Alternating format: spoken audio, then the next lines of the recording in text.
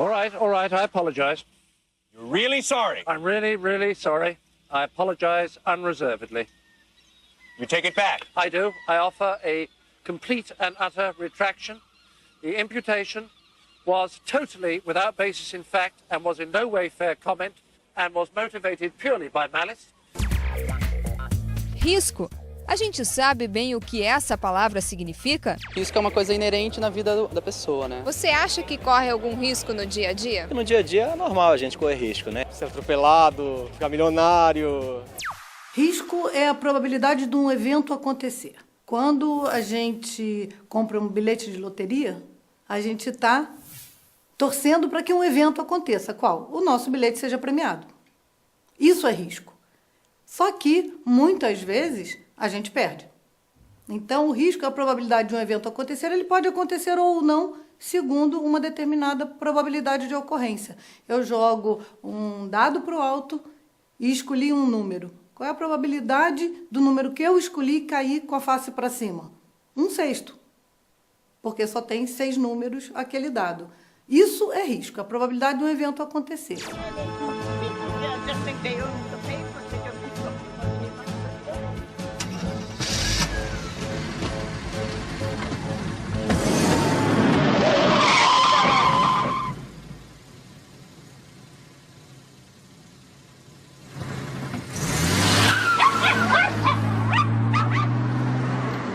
Se no dia a dia correr riscos é estar exposto ao perigo, em finanças, risco é a incerteza em relação ao desempenho do investimento. Resumindo, investimentos com chances maiores de perdas são considerados mais arriscados em relação àqueles com chances menores.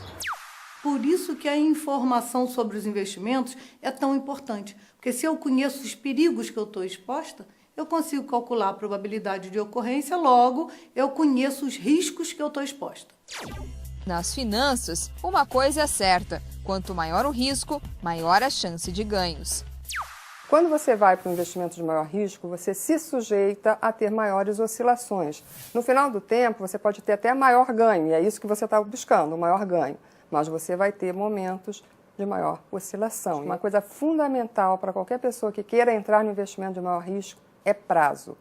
Se você não tem prazo para o seu investimento, não entre em mercados de maior risco. O longo prazo é fundamental. Quanto mais você andar na grade de risco, por exemplo, se você comprar ações, por exemplo, você precisa necessariamente de longo prazo, porque senão você pode ter que sair da posição num momento desfavorável.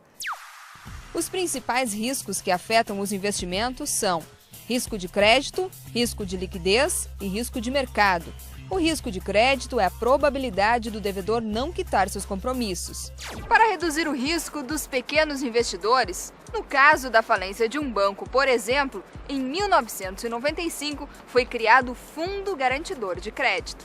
O Fundo Garantidor de Crédito, ele é um lastro constituído pelas instituições financeiras, por regra do Banco Central, para que garanta aos investidores um mínimo caso ocorra um evento indesejável com uma instituição financeira. A regra diz o seguinte: até R$70 mil por CPF, por instituição financeira, o Fundo Garantidor de Crédito deve garantir caderneta de poupança, depósito à vista e certificado de depósitos bancários.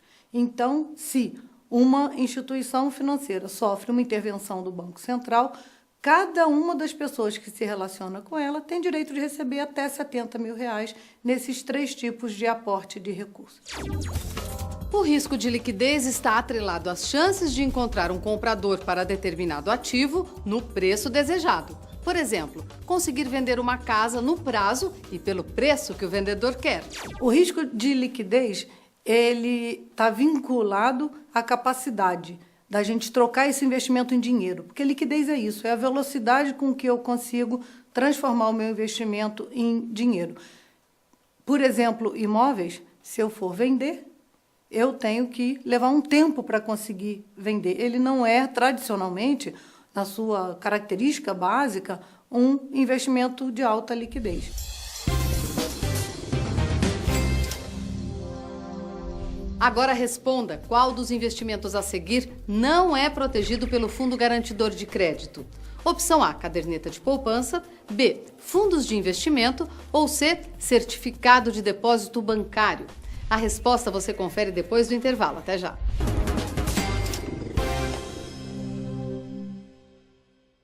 Estamos de volta falando dos riscos envolvidos nos investimentos financeiros e da diversificação como uma estratégia para diminuir esses riscos.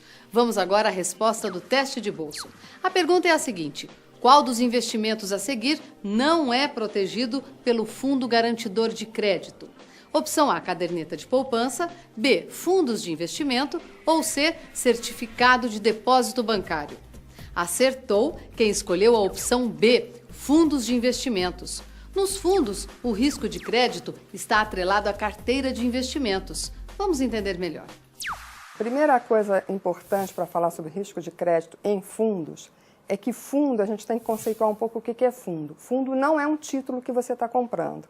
Na verdade, você está entrando num condomínio com diversas outras pessoas para investir num determinado tipo de investimento. Quem assume o risco de crédito é o fundo na hora que ele compra títulos de emissão de diversos emissores. A gente já sabe que o valor do dólar e de todas as outras moedas varia, assim como o preço das ações e dos títulos públicos. Essas oscilações têm tudo a ver com o terceiro risco que vamos conhecer hoje, o risco de mercado. Risco de mercado é um risco que não está diretamente relacionado a um ativo. Quando a gente fala ativo, o que eu quero dizer? Pode ser um CDB de um banco, pode ser uma ação, pode ser um imóvel. Cada um desses ativos tem o seu risco. Agora, às vezes, tem situações que fogem do controle destes ativos, se espalham pela economia de uma forma grande. A gente chama de mercado o quê? O conjunto de variáveis econômicas que interferem no comportamento daquele investimento. Para ter um rendimento maior, tem que correr o risco, não há outro modo, né? Eu penso em multiplicar meu patrimônio. Tem um ganho de patrimônio, eu acho que em ações eu tenho um potencial de ter um ganho maior. Ao invés de você aplicar o dinheiro, por exemplo, deixar parado numa poupança ou investimento de renda fixa. Você tem possibilidades de ganho maior. Você tem que sempre ter um foco de longo prazo. Pensar lá na frente, saber que hoje você pode perder um pouco, na verdade nem perder, porque quando você só perde se você vende, né? Se você realiza a sua operação. Então você compra, saber que de vez em quando vai desvalorizar um pouco o seu papel, mas que no futuro sempre é um investimento muito interessante.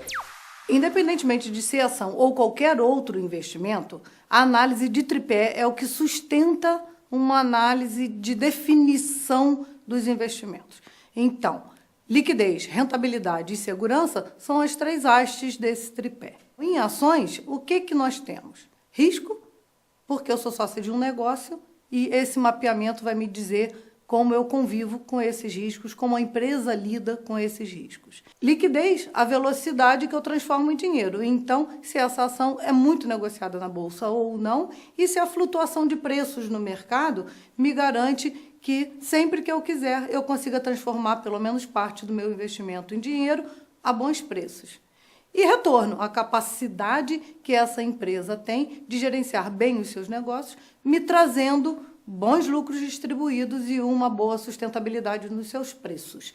Agora, são três fatores combinados: segurança, rentabilidade e liquidez. Não anda tudo para o mesmo lado, é cada um para um lado diferente. Como a ação tem risco e é um investimento de médio e longo prazo, tem mais retorno, porque a liquidez é comprometida com a flutuação do preço no mercado. Por isso é importante que o investidor avalie seus interesses, seus projetos, suas prioridades e o apetite pelo risco. Assim como na vida, nos investimentos, os riscos também são variados e precisamos lidar com eles. Uma forma consagrada de fazer isso é a diversificação. Por que diversificar é bom? Porque os ativos se comportam de jeitos diferentes no tempo. E a gente vive ciclos econômicos o tempo inteiro, às vezes uns mais longos, outros mais curtos. Então tem hora que tem uma moeda que se valoriza mais, tem hora que é um imóvel que se valoriza mais, tem hora que a melhor coisa é ficar na renda fixa. Por exemplo, mercado de ações, todo mundo fala, mercado de ações é muito arriscado. Ele é muito arriscado porque a gente tem uma sensação de risco com as subidas fortes e com as descidas fortes. Não necessariamente com prejuízo, porque em ações você só tem prejuízo se você precisar vender aquelas ações numa hora de crise. Senão, ao longo do tempo, enquanto a empresa existir e estiver sendo rentável, você tem uma boa remuneração do seu investimento. As pessoas têm características próprias e o perfil do investidor vai levá-lo a decidir de um jeito mais adequado segundo a sua qualidade de vida. Não adianta eu, uma pessoa conservadora, que convivo muito mal com riscos, comprar investimentos arrojados.